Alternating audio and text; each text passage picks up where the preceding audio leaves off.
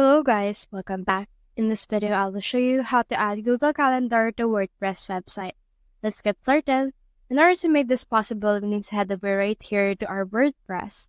Then click on this plus icon right here, and then it will open the block search. Head over and search in here for calendar. You should be able to see in here this Google Calendar right here, so we can actually embed it. So let's drag this right here.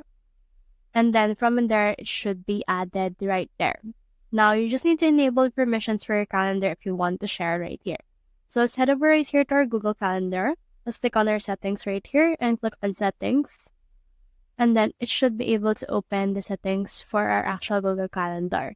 Now, this is what it looks like. So you can head over and then use this in order to actually embed it.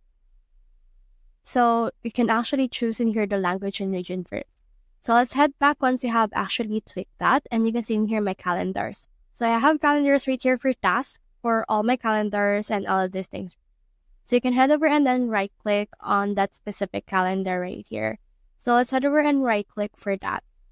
You can also see in here that they have this 3 dots. So head over, click on that, and click on the settings and sharing.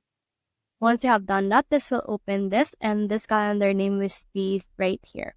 So we can see these options right here and make sure that this is available to public. So head over and click on OK right here. And then click on this Get Shareable link. We have now this link, so copy it. Now from in there, scroll down until you can see this Integrate Calendar. You can see this public URL as well as this embed code. We need this code right here, so head over and copy it. Once it's been copied, head over and add in here the URL or iframe to embed. And then click on this embed right here in order to embed your calendar. Now, as you can see, this will be added. And as you can see, I have a task for tomorrow and it will show in this case. So that's the whole process. If you have found this video helpful, simply leave a like or subscribe because it helps me reach more people. See you soon.